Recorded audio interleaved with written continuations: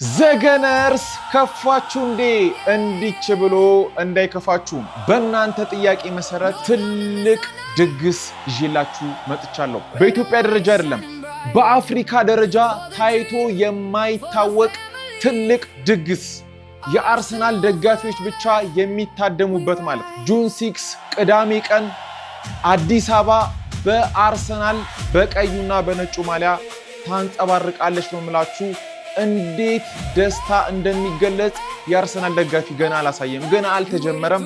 10,000 ሰው አይደለም፣ 20,000 ሰው አይደለም፣ 30,000 ሰው አይደለም፣ ከ45,000 ሰው በላይ ነው ኤክስፔክት የምናደርገው እዚህ ታላቅ ድግስ ላይ። እንዴት እንደምትገኙ እንዴት እንደሆነ እንዴት ሆናችሁ ሙሽራ ሆናችሁ እንደምትመጡ ሙሉ መረጃ ማለት ነው በቅርቡ የማሳውቃችሁ ይሆናል። ዘገነርስ እናንተ ብቻ እንዳይከፋችሁ።